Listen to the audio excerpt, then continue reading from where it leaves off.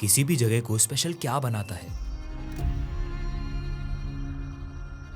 Is it the way that place looks, या वो कहानियां जो उस जगह से जुड़ी हुई हैं?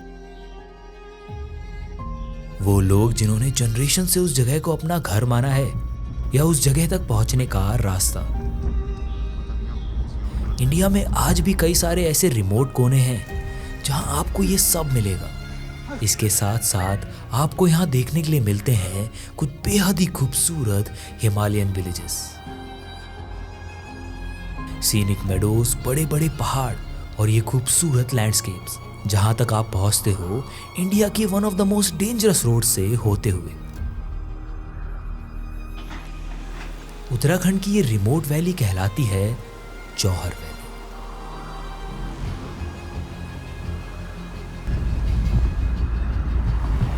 A valley shaped by mountains, isolation, faith and history.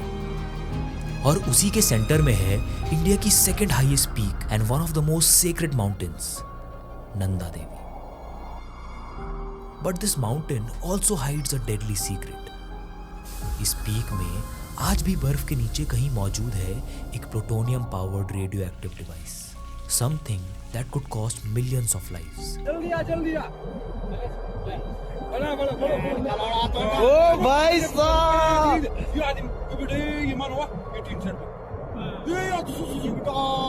एक ऐसी स्टोरी जो शुरू तो कोल्ड वॉर में हुई थी, लेकिन आज भी इस वैली को हॉन्ट करती है।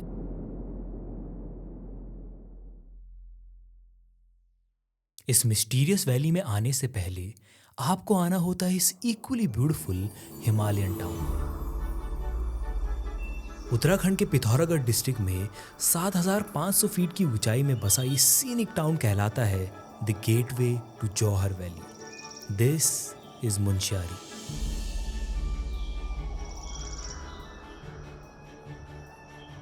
मुंशियारी शब्द का मतलब है अ प्लेस विद स्नो।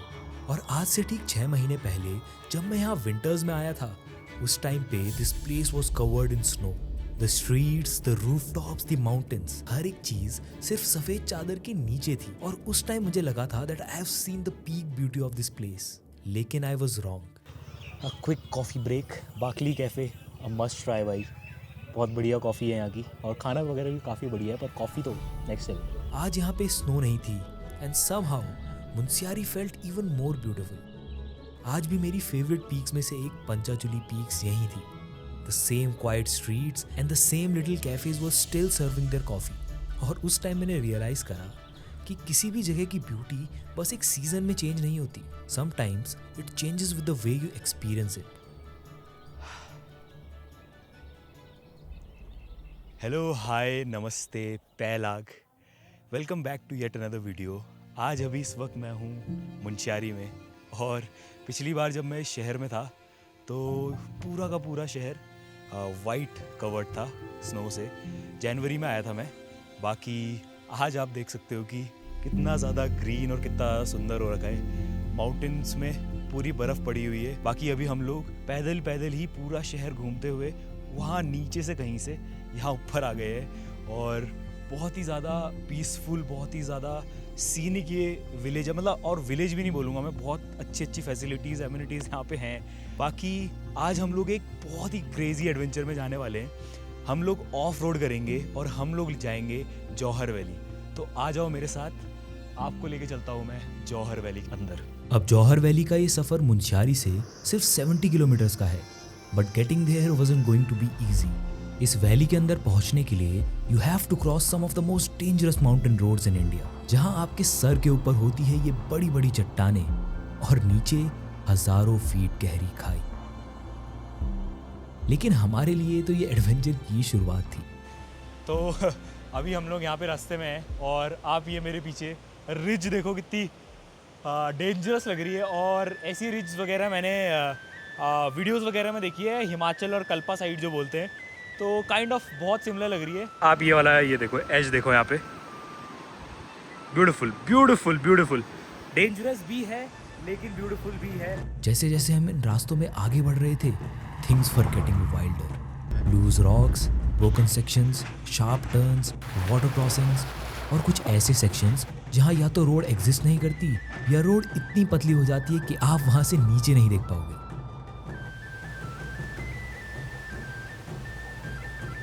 तो अभी का हाल ऐसा है कि हमको हर थोड़ी देर में रुकना पड़ रहा है।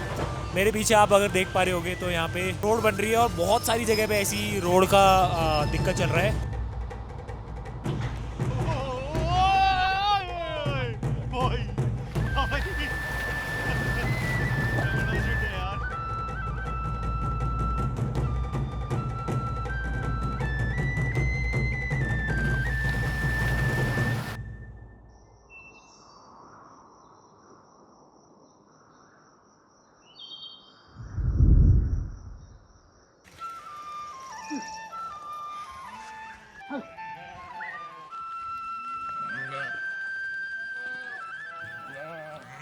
बारिश होने के बाद इस वैली की अनमैच्ड ब्यूटी हमें देखने को मिली, लेकिन उसके साथ साथ अब ये रास्ते भी उतने ही ज़्यादा डिफ़िकल्ट हो गए थे।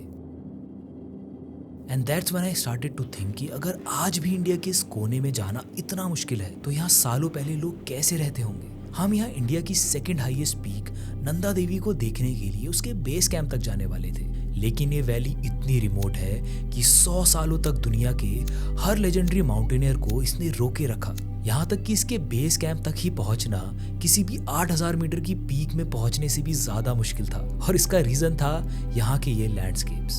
एक ऐसी नेचुरल वॉल जिसे क्रॉस करना जनरेशंस तक इम्पॉसिबल लगता था। And that is why this valley is so different from others. लेकिन जब आप इन dusty, bumpy, slow and at times a little scary रास्तों को पार करते हो, तब आपको ये वैली अपने असली कलर्स दिखाती है।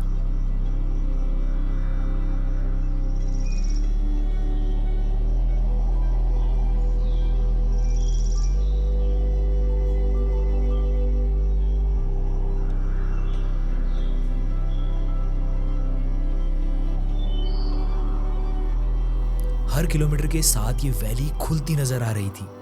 The landscape became more beautiful and you get to see some of the most beautiful villages of this region. और उन्हीं विलेजेस में से एक है गनगढ़।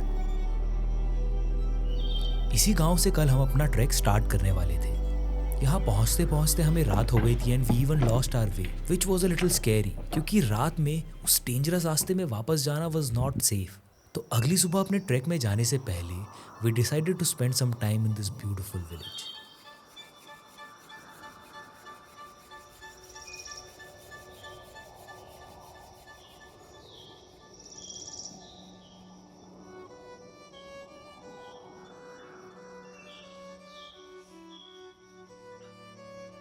जो ये वैली है वो इतनी ज़्यादा रिमोट और इतनी ज़्यादा रॉ है। यहाँ पे बहुत ज़्यादा कम लोग आते हैं, but on the other hand peaks इतनी ज़्यादा बड़ी बड़ी है यहाँ पे, मतलब बहुत हाइट पे है पीक। तो अभी हम लोग विलेज में ऐसे ही घूम रहे थे और हम यहाँ पे विलेज की एक साइड में आए जो रिवर वाली साइड है। वहाँ पे इतने सारे पेड़ लगे हुए हैं, मतलब पूरी ट्रेल जो है वो पेड़ों से कवर्ड है। और ये जो पेड़ है ना, दिस इज़ भोजपत्र। ये देखो, ये भोजपत्र है और इसमें पहले ज़माने में इससे पेपर बनते थे और इसमें लिखा जाता था। गनगढ़ इस वैली के लास्ट विलेजेस में से एक है जहाँ से आपको इस वैली के सबसे खूबसूरत लैंडस्केप देखने को मिलते हैं। गाँव में आज भी आपको पत्थरों से बने घर मिलेंगे, जिनमें से काफी सारे घर आज टूटे हुए हैं।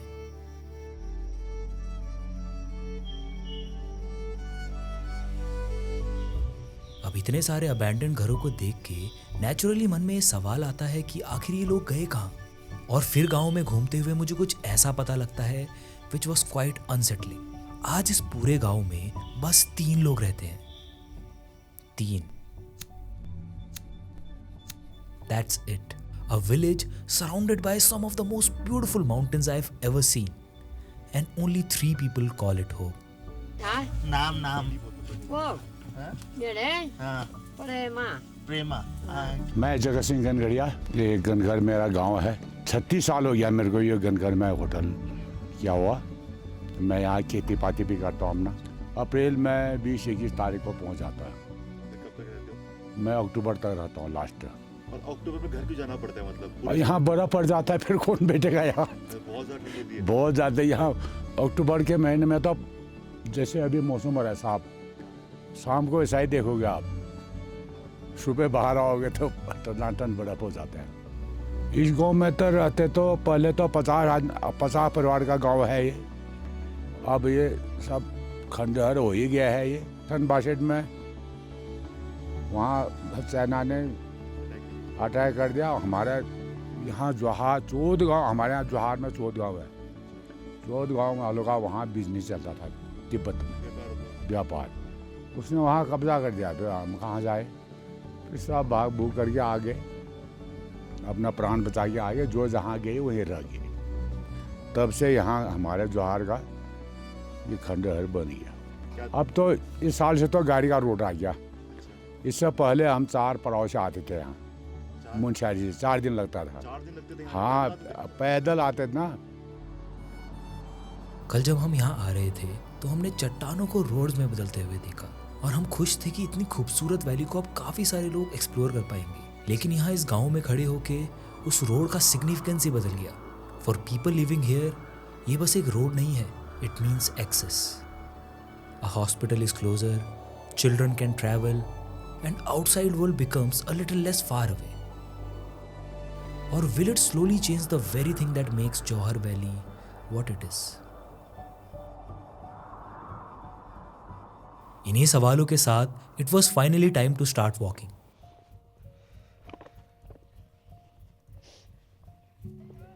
हाँ जी, हाँ जी।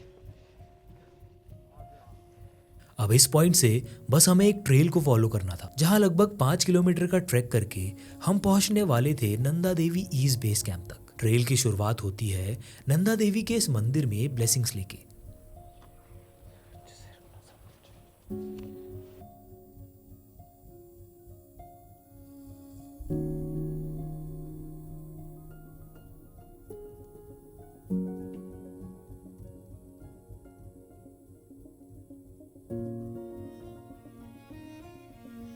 अब हम इस ट्रैक को एंजॉय कर ही रहे होते हैं कि तभी हमें हमारे सामने दिखती है नंदा देवी की पहली झलक।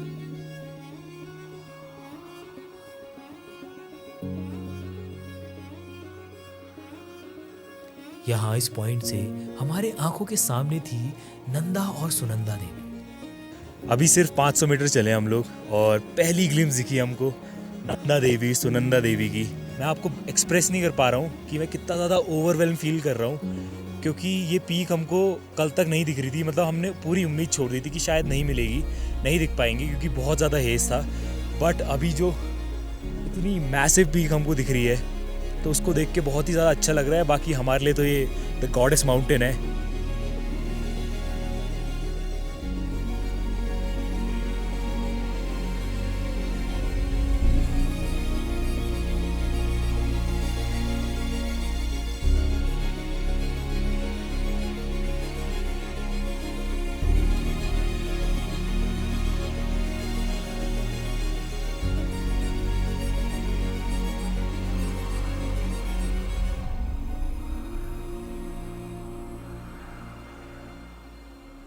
There's something very different about entering a place on foot. जब आप गाड़ी से ट्रैवल करते हो, the landscape move past you. लेकिन वहीं जब आप उसे चल के जाते हो, you somehow become part of it.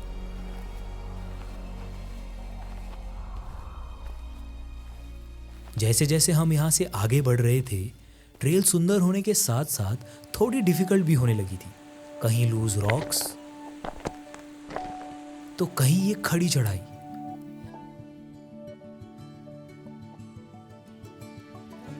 लेकिन इन सब को कंपनसेट करता है नंदा देवी पीक का ये व्यू और पूरी वैली में फैले ये पिंक और पर्पल कलर के रोडोडेंड्रॉन्स, जिसे लोकली बुरांस कहा जाता है।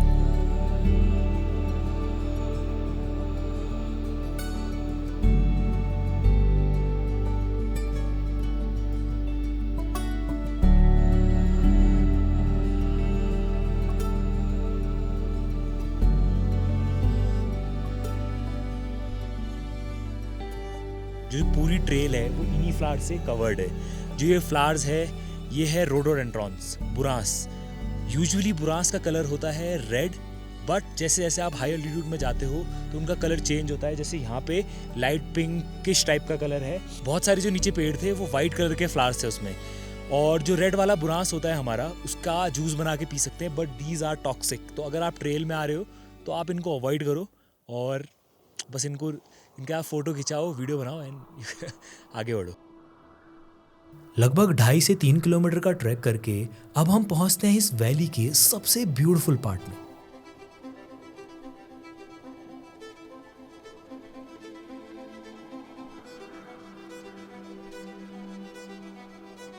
जहां आपको देखने के लिए मिलते हैं green meadows covered in rhododendrons और उनके जस्ट ऊपर बहुत सारी 5000 मीटर की peaks.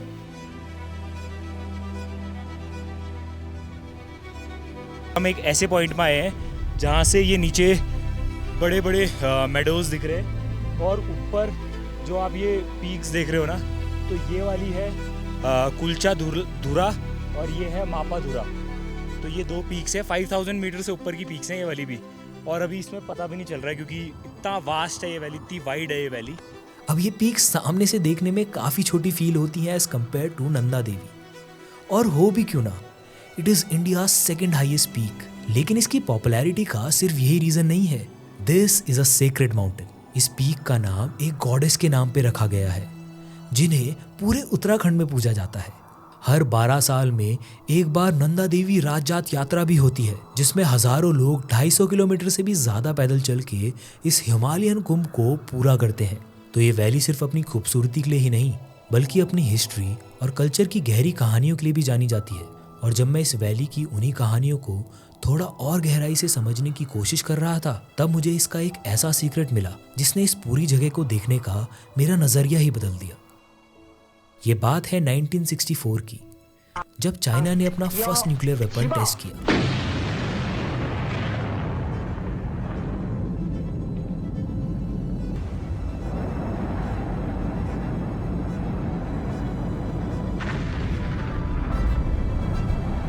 On Friday of last week, Communist China exploded a nuclear device on an isolated test site. Cold war का टाइम था और अमेरिकन्स चाइना को मॉनिटर करने का एक तरीका ढूंढ रहे थे, and they found their answer here, Nanda Devi. 1965 में एक Indian American team nuclear power surveillance system के साथ इस पीक में जाते हैं। The plan was simple, device को माउंटेन के टॉप में इंस्टॉल करो, turn it on and monitor China. लेकिन इससे पहले वो टीम इस मिशन को पूरा करती, द वेदर चेंज्ड और पीक में पहुंचने से पहले ही तूफान की वजह से the team had to retrieve. लगभग 80 kg के उस इक्विपमेंट को उस मौसम में वापस लाना was not possible, so they secured it in snow, planning to return later. और वो वापस आए भी, लेकिन the device was gone. For years they search for it, लेकिन डिवाइस आज तक नहीं मिला। 2 साल बाद वही टीम एक दूसरी पीक नंदा कोट में फिर से ट्राई करती है और इस बार device was working perfectly until suddenly the signal disappeared। जब टीम वहां वापस पहुंची तो उन्हें दिखा कि प्लूटोनियम पावर्ड जनरेटर इतना ज्यादा गर्म हो गया था that it had melted through several feet of ice। Luckily they managed to recover it। लेकिन नंदा देवी के उस डिवाइस का क्या? 1978 में जब ये कहानी सबके सामने बाहर आई, तब लोगों ने रियलाइज किया कि प्रॉब्लम बस एक फेल्ड स्पाई मिशन नहीं है, बल्कि डर ये है कि इन्हीं पहाड़ों के बीच आज भी एक रेडियो एक्टिव डिवाइस दफन हो सकता है और इसी ग्लेशियर से निकलता पानी आगे चल के गंगा नदी में मिलता है, a river millions of people depend on. और अगर आप कुछ रीसेंट इंसिडेंट्स में नजर डालें, then the story becomes disturbing. 2021 के वो फ्लड्स हों ओ भाई साहब, या लोकल्स की complain of unusual smell in water, तब अपने मन में ये सवाल नेचुरली आता है, क्या ये सब आपस में कनेक्टेड हो सकता है? The honest answer is we don't know.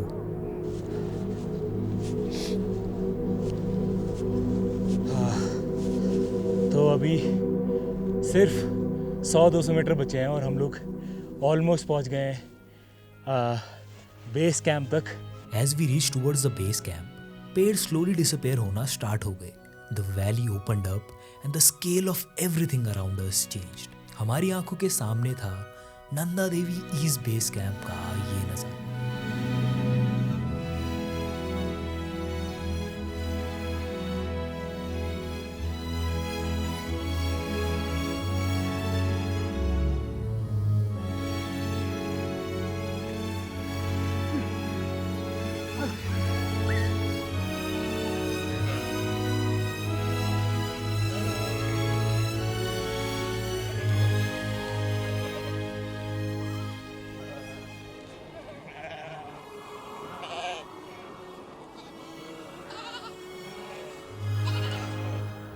तो ये वैली इतनी ज़्यादा रॉ है कि यहाँ पे दूर दूर तक कोई नहीं है, सिर्फ हम 3 लोग हैं यहाँ पे अभी। और अगर आप उस साइड देखोगे ना तो मोरेन सेक्शन है। अगर आप मेरे इस साइड देखोगे जहाँ पे अभी मैं खड़ा हूँ, ये बुग्याल है, मेडोज। अगर आप इस साइड देखोगे तो यहाँ पे बहुत सारे ट्री लाइन है, मतलब पीछे की तरफ जहाँ से हम अभी आए थे। और हर चीज़ का कॉम्बिनेशन है यहाँ पे। बेस कैंप पहुंचने के कुछ ही देर बाद मौसम बदलने लगा, बादल धीरे धीरे सामने आने लगे और जो पीक अब तक बिल्कुल हमारे सामने खड़ी थी वो अचानक उन बादलों के पीछे छुप गई। As if the mountain had waited for us to arrive, revealed itself just long enough to be remembered and then disappeared again.